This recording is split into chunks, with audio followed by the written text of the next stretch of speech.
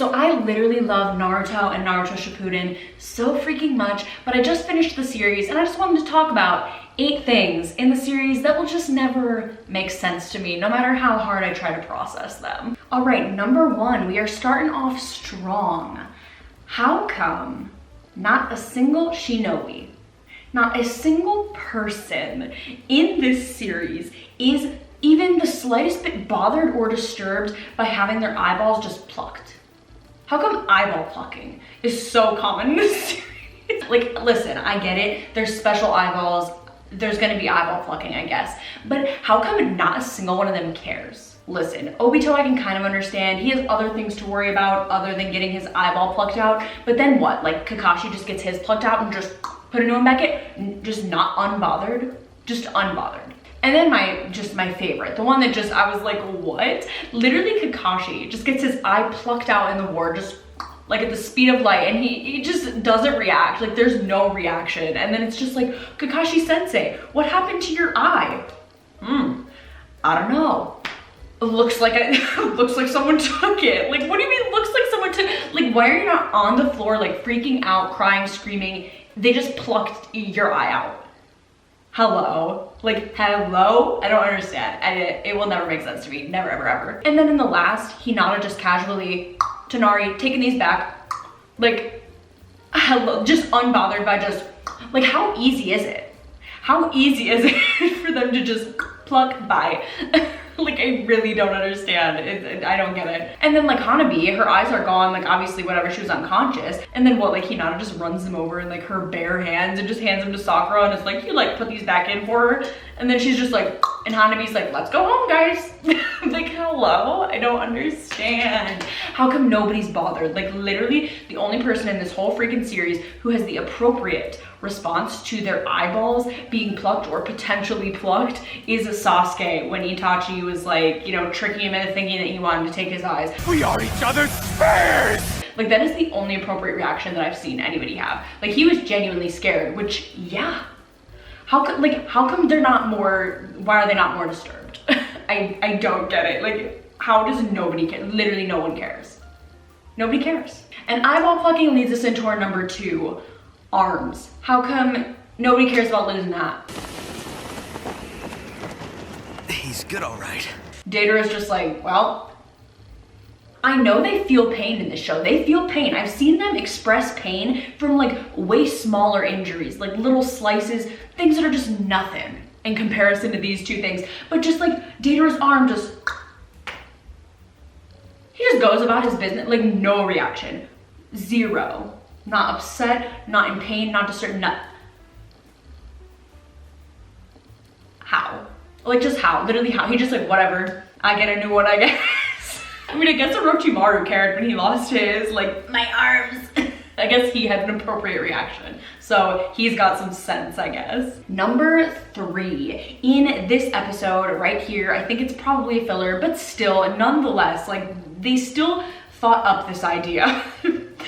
How come Naruto doesn't know who Hiruzen is when he's like 5 or 6 years old? Like, did I miss it? Like, I'm sorry. Did Kushina not push through the pains of childbirth, survive after getting her tailed beast pulled out from her, and survive getting a 9-tails claw through the back to tell Hiruzen Naruto's name and to ask him to take care of him? Did she survive all of that and go through all of that for nothing? Like, he's like 6.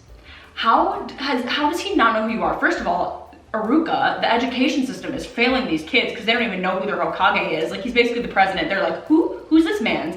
And Naruto is literally like feral, like hunting and gathering in the woods, like cooking up probably poisonous mushrooms. And Hiruzen's just like, oh, ha ha ha, how cute. Can I have some of your fish? No. The 4th Hokage's son, the Jinchuriki, is hunting and gathering. Can I have some? No, you can't, Hiruzen. You can't have any. Give this kid some money. Feed this kid. This isn't cute. My man's is feral out here. Like, feed him. And like, how does he not know him? Like, his life goal is to be Hokage. He doesn't even know who the Hokage is. First of all, that just doesn't make sense. But second of all, was Hiruzen not supposed to take care of him? Has he never checked in on him? never introduced himself to him, never given him money, never, like, who took care of Naruto? Who took care of Naruto? That's a bonus. That's a bonus thing that will never make sense. Who took care of, like, did they just put the baby in that little, like, you know, apartment with spoiled milk and ramen and just be like, well, hope for the best? Like, who took care of him? Number 4, simply the fact that, why did Kiba never learn a new jutsu? Why'd we never give my man a new jutsu? I love Kiba, but just, you know, about the 200th time he did Fang over Fang and it did nothing, I was just feeling the embarrassment for him through the screen. Like, please teach this man's another jutsu, and no, the peeing one doesn't count. All right, coming in hot at number 5 on the list, my favorite character, Lord Orochimaru. Created a whole ass village. He created a whole village. Like, designed a village, created unique jutsu, revolving around sound and music, trained like all these shinobi, or at least had people who trained the shinobi, made little headbands, like got these little headbands designed and everything. He probably had Kabuto on that little assignment, and he made like special Jonin uniforms and everything, and nobody really said anything. Like, he literally created his own village, own jutsu, own uniforms, and had just like this whole village of people he recruited. And nobody said like anything. Like, nobody was like, "Ayo, how'd you do that? How did you manage all that?" And then the village just like disappears. There's just no more. Like, he at least deserves a congratulatory pat on the back or something. Like, he was basically the Kage. I don't know. He had something going on there and nobody gave him the appreciation he deserved for it. Number 6, Biscuit. Why is he kind of a misogynist? Who hurt this little dog? Who hurt him and made him just like despise women? Cause I need to know who hurt him. Not him calling Sakura a loudmouthed female, like, Biscuit, please. Number 7, we're gonna pick on Kiba again for a minute. I love Kiba. I simp for Kiba, but we're gonna pick on him again for a minute. Who decided he should go to the wedding looking like this? Why do you have a fur coat and this thick ass chain that he's never ever worn before? Like, who made that visual decision? I don't know, it's so funny to me. And finally, number 8 on the list, where on earth did Kishimoto get the audacity to make young Danzo look like this? This is just not okay. Like, he's not allowed to look like, he's not allowed to be hot. It's not allowed. All right, so that was 8 things about Naruto that will just never make sense to me. I mean, this was like kind of a joke. I mean, these things still don't make sense to me, but it was just for fun. Just like funny little things that I noticed where I'm like, wait a minute. I mean, like, half these are a joke, but the first half, I will say, I was kind of like, wait a darn minute here. Why are we all just Gucci with eyeball plucking? Why?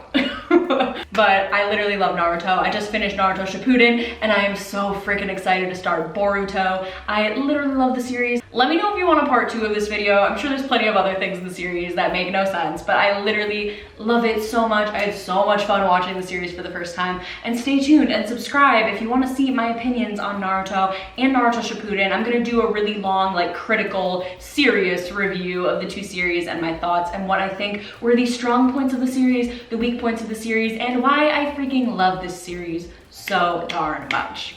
So be sure to subscribe so that you don't miss that. Give this video a thumbs up. I would really, really appreciate it. And make sure that you check me out on TikTok and Instagram at Lauren Jane YouTube. And I will see you guys in the next one. Bye.